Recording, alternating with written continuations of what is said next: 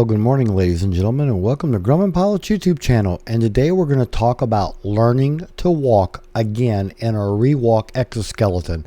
It's a complicated and sophisticated piece of equipment, and I think you'll like learning more about it and learning the process of learning how to walk again in it. So stay tuned for all our fun. So we would like to ask you please subscribe, hit the like button, and hit the notify to stay current with our content. So this is all video that Shot Monkey shot back on March 25th of this year when I was being introduced to the exoskeleton. And by the way, for those of you who may remember some ancient movie fans, we have actually named my exoskeleton Claude, as in Claude Rains, the first Invisible Man. And the reason we do that is because when you see it in motion like this, you don't really... It takes a while to get used to the fact that there's nobody in it. And then when you're in it, you're along for the ride. But let me point out here that all the people wearing red t-shirts that day, with the exception of Luann, who only has a master's, all of those folks have doctorates in either occupational therapy or physical therapy. And that's the staff that is being trained with the exoskeleton when it came down here for me to use. So anyway, we're going to keep you posted and bring you some updates from later months. But anyway, we're coming along with it, and let's talk a little bit about what it is to learn to walk in an exoskeleton. This will not be all-inclusive of what the exoskeleton can do, and whether it's suited for you or not, please check with your doctor and your therapist. But it is a great sophisticated piece of equipment. And when we put it on, and that's the process right there, is we clamp it to your lower body, and then it has three basic modes. You can sit in it, as I'm sitting in it now, whether I'm attached to it or not. There's a standing mode where it will actually elevate my body, and that's when I need the poles to be able to keep my balance. Of course, you can always rest against the wall in that position, but then it also has a walk mode where it begins to move right foot, then left foot, and as long as you keep your balance and cadence right, you can walk quite a distance, and then you stop by throwing off your balance so that you cause one foot to scuff, and that becomes your braking, and it stops the system from pursuing motion at that point. A nice system. Now, this is my first day introduction again to the exoskeleton. The gentleman right there helping me, Zach, is a doctor of physical therapy, and made me look very good walking for the first time in an exoskeleton.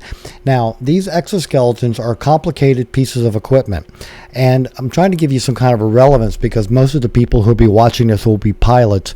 There's about 300 hours of training, and that is supervised training, to learn to use the exoskeleton to be independent enough in its use that you can come home with it. Now, right now, our sessions that we use are about an hour each. Rewalk assumes that each session of the 150 will be 2 hours.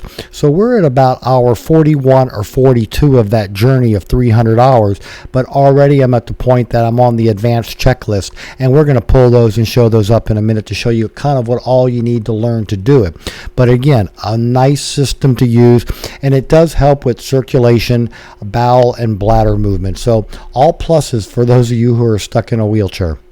I won't bore you with too many details, but once you get standing, then you learn on working on your balance and what it's going to mean to shift your weight and all, so that you begin to have a function of motion in the machine. Again, it's a complicated, sophisticated thing. But when you are getting checked out in it, there are a number of tasks that you have to achieve, and let's go through that task right now.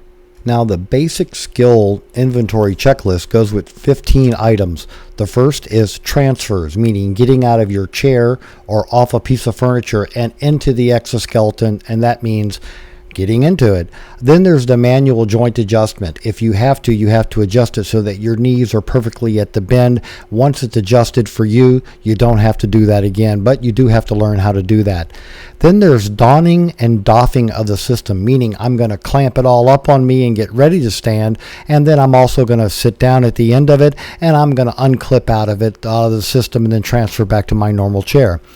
Then you have to look at a standing balance. That's another task you have to learn how to do, and that means throwing yourself off balance and being able to recover.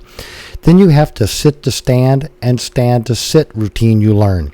Then you learn how to use the watch communicator. Then you do a 10-meter walk test at about 1 mile an hour.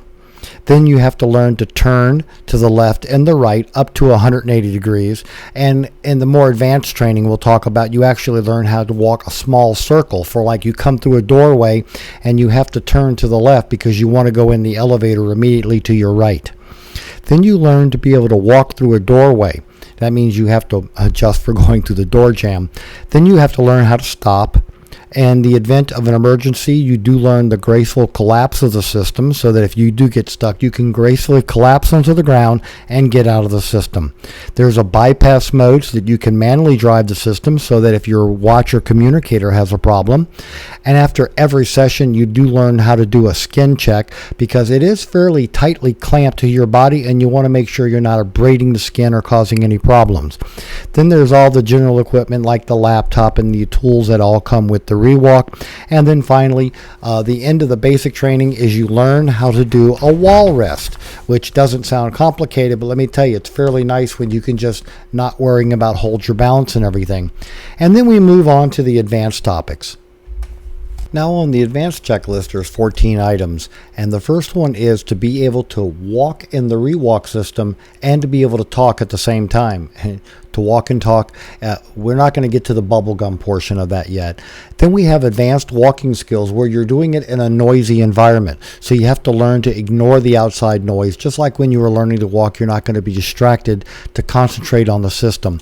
And then we get to the point that we're in standing mode and we're at a counter to be able to reach to the counter, reach into the shelves, reach in the shelves below. So be able to navigate standing and working at a counter at the same time. Then you get to learn to do doorway navigation. And that means, in some cases, learning to open the door and get through it at the same time. Now, today we were working on timed door navigation, and that would be an elevator. So you wait for the elevator, then you step in, turn around, and as part of that, you learned timed walking. Like, I'm going to take one step and stop. I'm going to take two steps and I'm going to stop. So it's timed walking. Then you get the chair bench assessment, and that's the bench that we use for getting into and out of the system. And we've already made that assessment, and matter of fact, we're using a bench that you'll see here in the videos. Then we're going to learn how to walk on ramps. And here we are in the HealthPlex. So you saw me walking on the AstroTurf. Now I'm walking on carpet. I'm going to learn to walk on a wood shiny polished floor, and as part of that, I'm going to learn how to walk on ramps. I'm also going to learn how to walk on surfaces that are taller on one side angle walking, so that one side is taller than the other. I'm going to learn how to walk on multiple surfaces for surfaces that change, like getting up on a curve, on uneven concrete, carpeted versus non-carpeted flooring, so multiple surfaces. We're going to learn fall recovery, so that if I do find myself on the ground, how do I get out of the system and how to recover from it.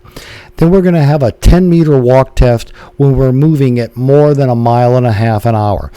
Basic slow walking speed. Then there's a 6-minute walk test where we have to go in that 6 minutes 110 meters, so basically a football field. And then we're going to learn how to do curve cutouts and how to adjust for curbs for when you don't have a curb cutout.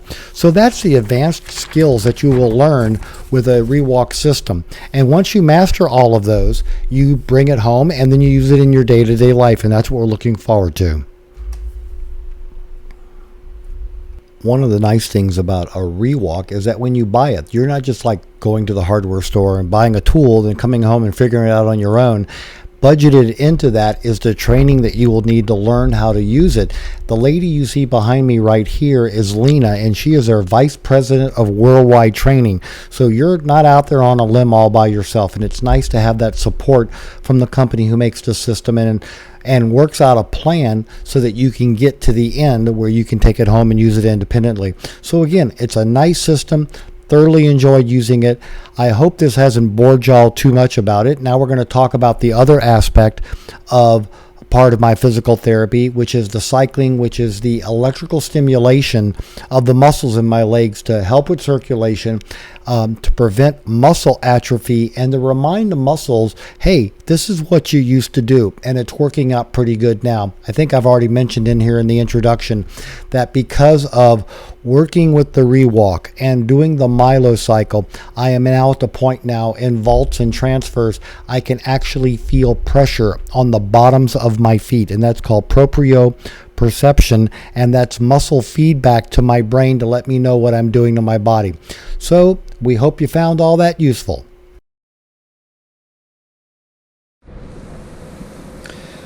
So a part of the program that we use is called the cycle, and this is it. It has a motor that spins at 35 RPM, simulating motion of walking, not riding a bicycle, and at the same time there are 12 pads on my quads, my hamstrings, and my glutes that are being fired as if I'm trying to push the ride. And what this has helped with is circulation. It's also helped with muscle atrophy, and the fact that now my legs aren't as cold as they used to be. And I'm starting to get some proprioception, meaning pressure I can feel on the bottom of my feet and when I sit down. So it's all good positive feedback.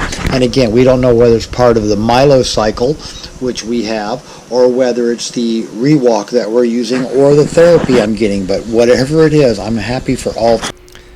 So that's the Rewalk Exoskeleton, and all I'm doing to get checked out in it so we can bring it home and use it on a day-to-day basis.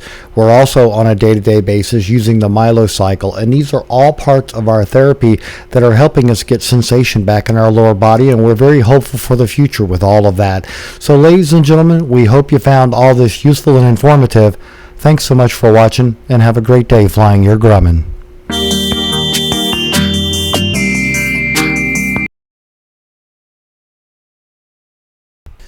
Forget buying expensive toys for your kittens and cats.